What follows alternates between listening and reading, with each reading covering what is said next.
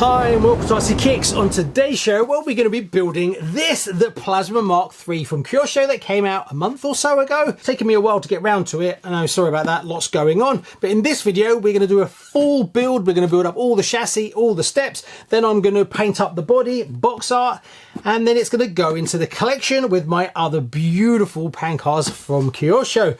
What's that? It's going to be another shelf queen. Well, of course it is. You've watched the show for long enough now. You know, a lot of them are shelf queens, but I do actually drive one of these. This is the Phantom. This one I do drive, as you can see from the damage that I have on it. Funny enough, I'm actually taking this racing in a week or so when I deliver the Porsche 45th to the winner. And then we're going to go to his local track and then I'm going to drive it. So you better stay tuned for that because that's going to be a really interesting video. And then you have the beautiful limited edition gold one. This turned out to be the rarest release from Kyosho last year, as they brought out lots of limited edition ones and this one sold out and they've never replenished it whatsoever, and you just can't get these for love nor money. So it turned out that this one is actually the rare one, but no one really saw that coming. Right, I think that pretty much covers everything, so we better lay everything out and get this one built. Hopefully it's not going to take too long. Some people did comment that there is some issues on the front that's a little bit tricky when you're building it up, but I can't remember what exactly it was, but we'll find out when we get there. Right, let's lay it all out. Well, the good news is laying it out doesn't take very long at all, as there doesn't seem to be a lot in the box. Well, that's kind of normal for these little tiny 112 pan cars. Now we start with the beautiful carbon chassis and we're going to be working on the front of the car. Now the bit I'm fitting right now in black plastic holds the front axle, if you will, and the front axle is what sets the caster. Now you see there's two plastic ones. Well, you're not supposed to use the plastic ones. You're supposed to use the metal one on that side only, which is very strange. I don't know why they're both not metal. I guess it's to save some money. And then you slide that front axle through and you tilt it forward and backwards to set the caster, and then you lock it into place with that Allen grub screw. Would be nice if the other one was metal, and I did look it up, and if you wanted to get that in metal, you have to buy the metal mount and the actual axle as well, and it's like £25 just to change that one piece to metal. Feels a bit skimpy from Kyosho on that one, but it is what it is. Now we turn our attention to the hardest part of the whole build. Yeah, trying to get these pins through. Oh my god, there's two E-clips, one at the bottom, one at the top. Now you can't fit one to the bar first and then drop it into place. You have to fit both of them. This is a real challenge. What I found works is do the top one first, then get the Allen screw, push the actual hub up, gives you a bit more space so that you can then get the bottom one in. Now this is a real challenge and it can be a bit frustrating, and it took me the best part of 20 minutes to find out what's the easiest way to do it.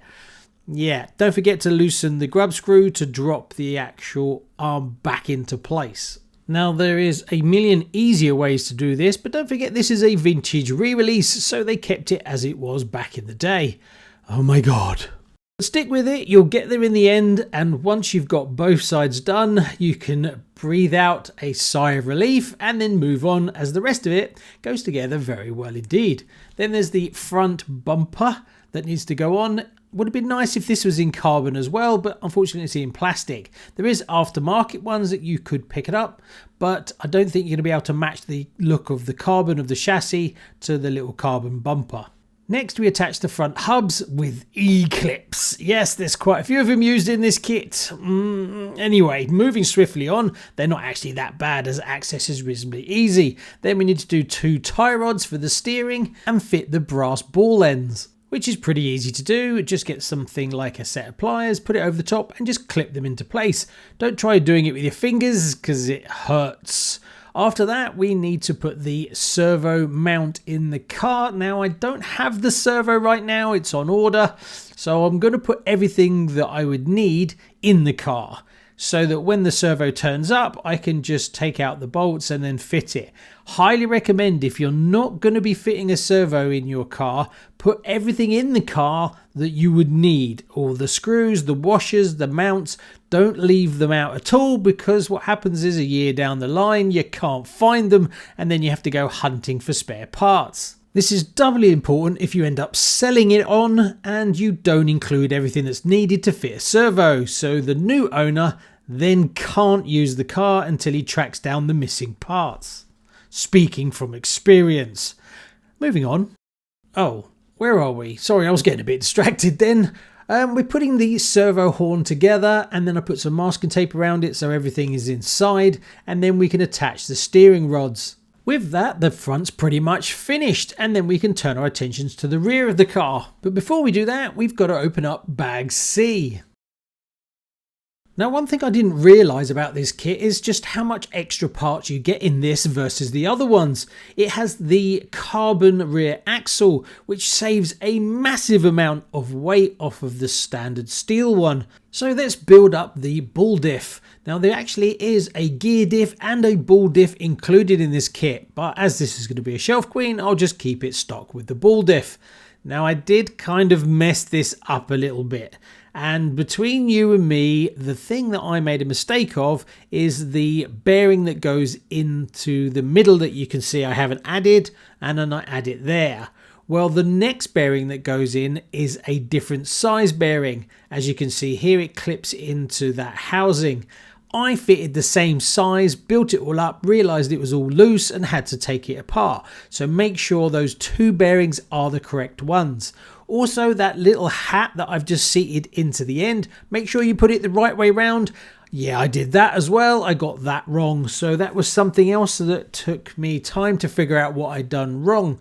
There should be no play whatsoever when you've done it up correctly. Now, when you've built it up properly, it should be silky smooth. After that, we've got to build up the rear cage. Very simple, just a few bolts and it all comes together lovely. Now, the rear bearings that hold the carbon axle in place are surrounded by plastic inserts. Now, the idea of those is you can set the axle higher or lower as they're cammed. So I've set them in the lower position just so it looks nicer on the shelf, but depending on what you're going to be driving on, but you can go back and adjust these later on if you need to.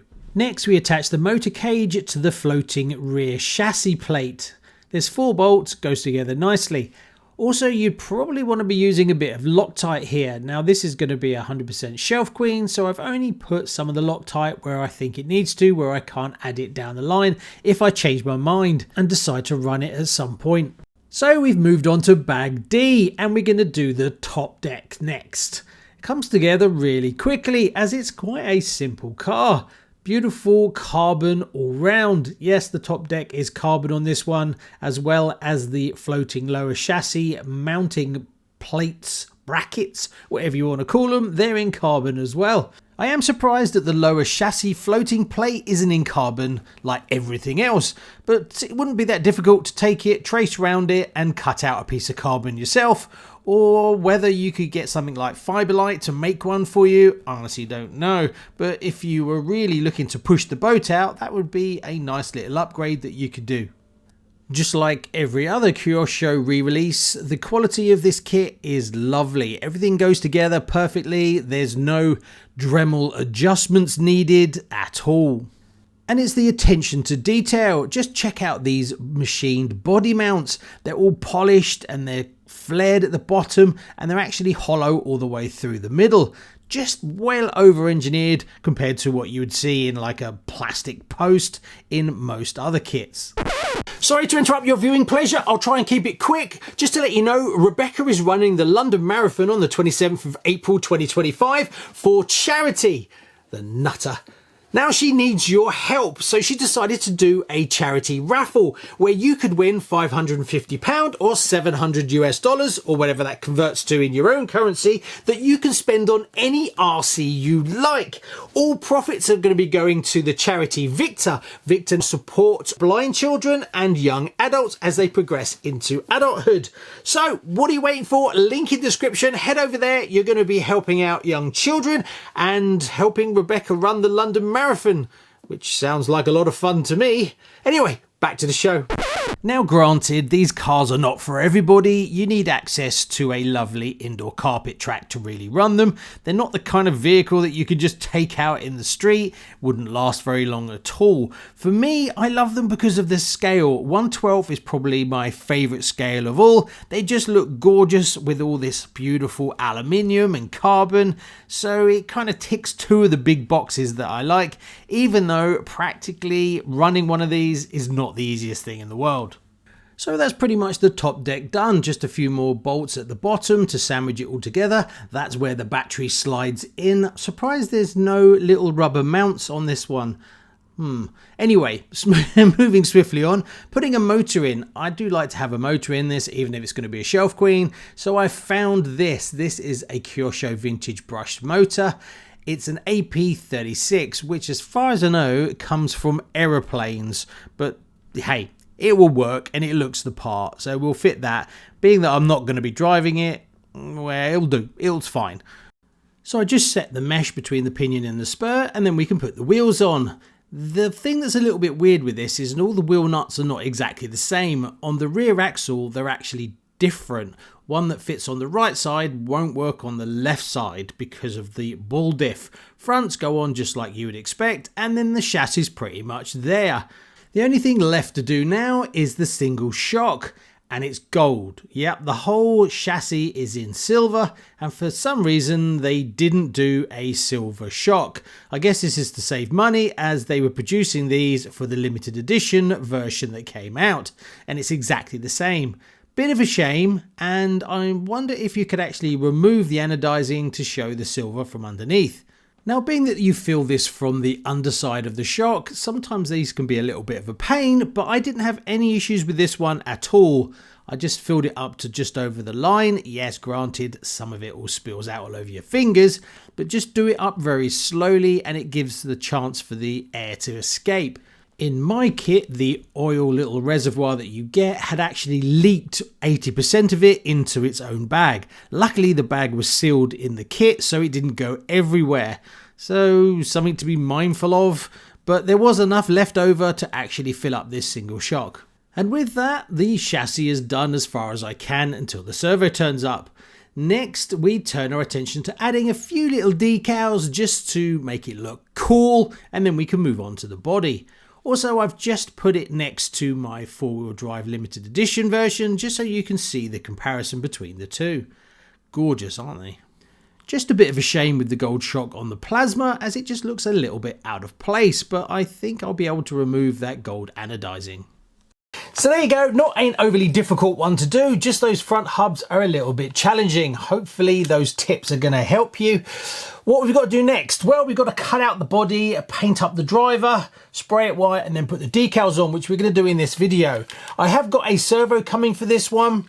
The reason I put servos even in shelf queens is I don't like the whole flappy steering thing. It just feels more finished, and then if I decide down the line that I want to put some electronics in it and drive it, well, I can. I did have this Kyosho motor, brushed motor floating around. This is a aeroplane motor, I think. This is a AP36, but being that I had it floating around, might as well just put it in. Again, it makes it feel like it's actually fully complete. I did for quite a long time put all electronics in my cars, regardless if they're shelf queens or not, but the prices gets a bit expensive, especially with the amount of cars that I'm putting through and putting in the collection. So I tend to just do a servo, and if I've got a motor, I'll put a motor in it. Just adds a bit more weight to the car, makes it more finished, and then if I do decide to actually run it, I can just put in a receiver and an ESC, and away it goes. These cars kind of need special electronics. A P1 something, and that was made by the manufacturer, and then Kyosho kind of bought that and changed them a little bit, and they fit straight into the actual chassis and bolt straight down. They're a lot more expensive than these original ones, which I have, Performance P1 I think it was. But you can't get them anymore, they discontinued them. So putting in Kyosho ESCs in all my shelf queens would be ridiculously expensive, and I'd rather put that money into more builds and more content. Right, I think that pretty much covers everything. So let's cut out the body, then we've got to paint up the driver, and then we're going to blow it all in white. So let's turn our attentions to the body. So we need to cut it out. The first thing I do is a quick rough cut all the way around just to get rid of the large excess parts before going in and start cutting along the line. I do the straight parts first as that's the easiest, and then we look at doing the arches. Now there is a load of different ways to do this, and it depends on how I feel. Sometimes I'll use a knife, sometimes I'll use some scissors like this. The arches on this car are very easy to do, so I just stuck with the scissors and then cut them out, and then I sanded them down later to get them nice and smooth. One simple tip if you want nice arches is to get a little Dremel to remove any kind of wobble in the arch. A cheaper way of doing it is to get a little bit of wet and dry sandpaper, stick it onto a spray can, and then go in and just rotate it in the wheel arch, and then you'll slowly smooth it out. I do see a lot of people that when they're cutting out wheel arches, they get a little bit hacky. This is a good way to blend that out and make your body look a little bit more professional. Another thing that can give you nice straight edges on your wings is to line up a blade, raise it to the correct height, and then just do 2 simple passes. Then cut the ends and then just flex it and it will snap off and you've got a lovely straight line. So cutting out this body was actually very straightforward. Most of it is straight lines around the front and the sides. The rear wing is a little bit trickier, but again, not really challenging. Next, we've got to make all the holes for the body post. Do that before you paint it up. Now, this has dimples in the places you're supposed to do it, but it's better to do it now where you can see through just to check everything lines up as it should. So I decided to bend up the rear wing, and what you do is you slide it into the hole, put a little mark on it, and that will tell you where the bend needs to go. And then I bent it to 90 degrees. Don't do that now, wait until the end, because the reason is that when you fit the buttons that go through the wing that attach it to that bar, you can't get them to move across the 90-degree bend. Kyosho made those holes very small, whereas sometimes you can actually get them to turn on a 90. I couldn't. So leave that to the end, bend them a little bit, put the wing on, and then finish them off. I had to unbend them, and if you bend it too many times, you might end up snapping one. So now that the body's all nice and clean, we can start painting. I do start with the driver, as I just use normal Tamiya paint for this and a paintbrush and paint it in from the underside. The challenge is that black section that you can see there, as I wanted to have the rest of the cockpit windscreen done in smoke. So you've got to transition across to the black. I also painted up behind the driver's head in black, as fitting the sticker that goes in there always looks a bit naff. Now I've laid down the white, we're going to lay down silver, and then I'm going to lay down a few coats of black. Got to be really careful about the fins at the back, as if you don't put enough white down, the black will still show through and you'll have dark spots along the leading edge of the rear wings. And at this point, everything's going really well, and that's when things start to unravel. Now I'm fitting this sticker first, because I wanted to make sure it would line up with the windscreen and down the sides of the cockpit. What I didn't know is that the next decal, the massive one that goes on the front, actually feeds underneath this one. But the problem that put me off doing that one first, and I didn't know that fact at the beginning, is I didn't know if I could line it up correctly. So I wanted to go off this being correct to then fit that decal, and that's where the fun started. It was really challenging. Getting this one to lay down correctly wasn't too bad, but the problem is, as I stuck it down, there's actually a curve on the actual cockpit, and it's very easy to get air behind that as well. So even the first decal started to be a bit of a challenge. And as you can see now is when I realized that this decal should be underneath that front decal, otherwise the black covers the yellow stripe, and then I've got to pull it all out. But you can see that there is a line on both edges that has to line up perfectly, and that's where it starts to get challenging.